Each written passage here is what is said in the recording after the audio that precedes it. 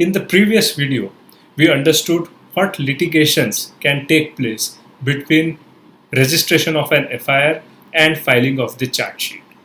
We referred to provisions enabling quashing of an FIR. In this video, we will see firstly if the proceedings can be quashed even after filing of the charge sheet. Secondly, what cases are magistrate triable and sessions triable? And in this context, what do we understand by committal of a case?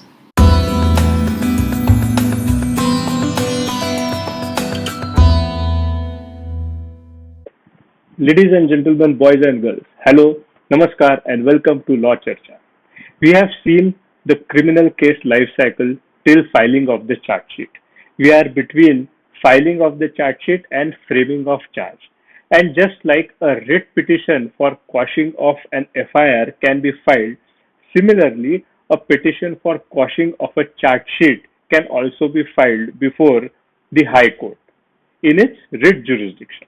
For the purpose of quashing of the proceedings, that is, quashing of a charge sheet, the court has to be satisfied that no criminality is attributed towards the petitioner in the entire charge sheet.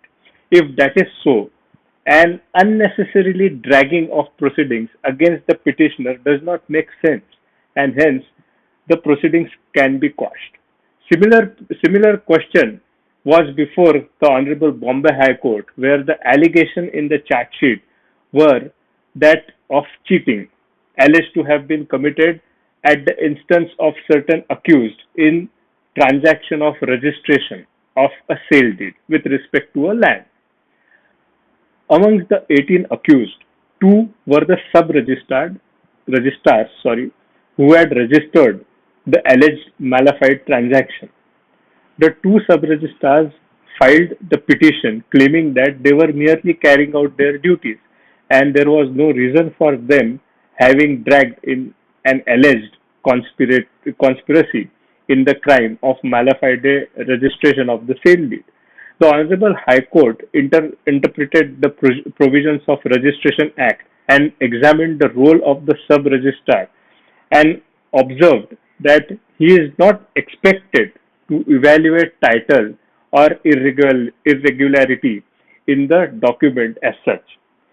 It was also observed that the registration of sale deed was an official duty entrusted to the petitioners, that is the sub-registrars, and hence no criminality could be attributed.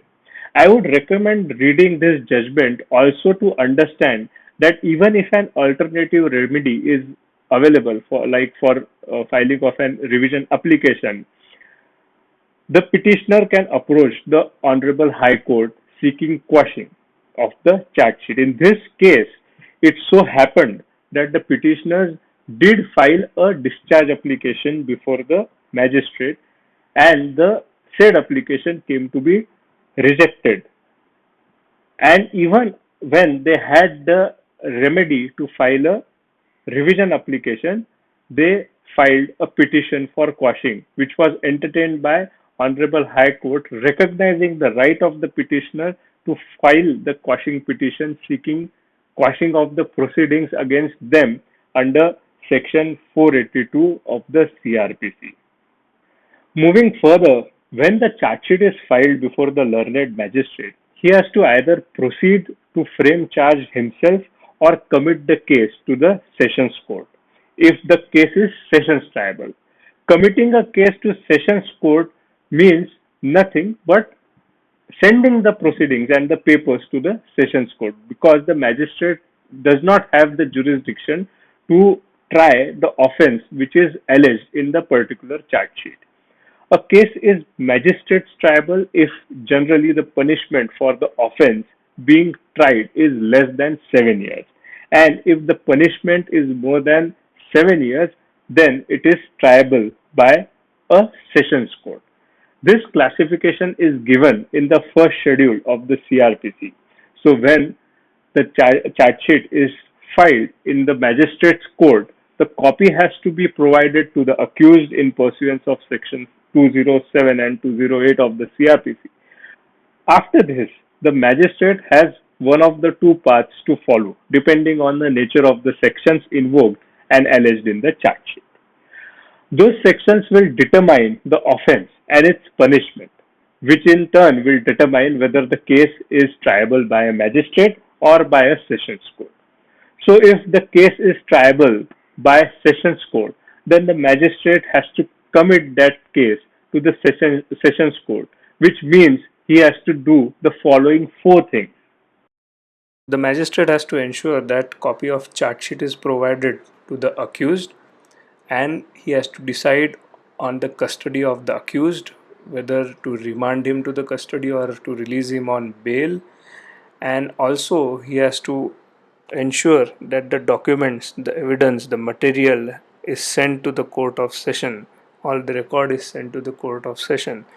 Information regarding the same has to be given to the public prosecutor, that is the intimation of that the fact that the case is committed to the sessions court. Now, once the matter is committed, or even it continues with the magistrate, in either case, a charge has to be framed. There is a separate chapter in CRPC on charge. At times, a situation arises where there are two cases out of same occurrence or instance. For example, quarrel takes place between two groups of individuals. Both groups file case against each other. Thus, two counter cases are filed from occurrence of the same event. In one case, the offense alleged is under section 324, which is voluntarily causing hurt by dangerous weapons.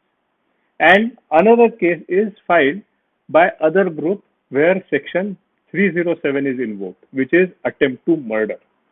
Now, section 324 is triable by a magistrate, whereas section 307 is triable by a court of session. In such situation, one has to resort to section 223 and 323 of the CRPC. Section 223 comes under the chapter of charge, whereas section 323 comes under chapter of general provisions as to inquiry and trial. Why section 323 is so placed? Because the provisions under those sections may be required to be used at a later stage during the trial, that is, even after the trial has begun but before the judgment is pronounced. The application of section 323 is nicely analyzed by a Bombay High Court judgment of Aurangabad bench, where it is observed that There is no dispute that when there are counter cases arising out of the same incident, that is, one is pending before the court of session, which is triable by the court of session, and another before the judicial magistrate first class, since it is not triable by the court of session. In order to avoid conflicting decisions, both the cases should be assigned to the sessions court for being tried in quick succession. From the wording of section 323 of the code, it is clear that it is for the learned magistrate to consider whether the case before him is required to be tried by the court of session. Therefore, in the matter of cross cases, it would be necessary for the learned magistrate to call for the copies of the charge sheet in respect of the sessions case to verify whether the said sessions case is arising out of the same incident out of which the case pending before him has arisen, and then if he finds that the case pending before him is counter case, he has to commit it under section 323 of the code. now, so far as section 223 is concerned, it deals with what persons may be charged jointly. In fact, since we have understood committing of proceedings, also doing charcha on multiple offense occurring out of same instance, let's first deal with the latter part of sections in chapter of charge, which deals with joinder of charge. So there could be a incident where a person is charged of up to three offenses within a span of 1 year. Then he may be charged together for all those three offenses. That is what the law is for the sake of convenience. Then also when a person is accused of series of offenses out of same transaction, he may be charged together. For instance, cheating, criminal breach of trust, forgery. These are different offenses, but they may occur within the same transaction. So, for that, the accused need not be charged separately. Then, in a series of transactions, it can be a doubtful case where there could be a valid doubt whether a person has committed criminal breach of trust or cheating. In such cases, he can be charged alternatively.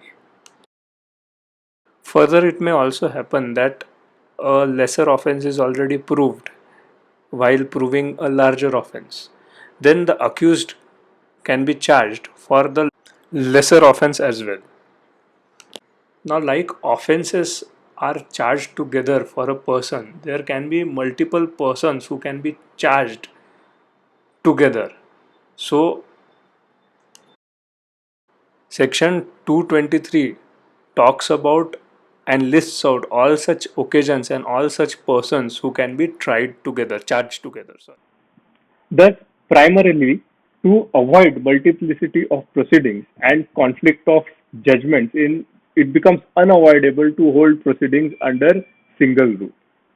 I wanted to bring this aspect before discussing the chapter on charge, because it's important that we know the purpose and reason of provisions and why trial has certain stages and why charge is an important stage.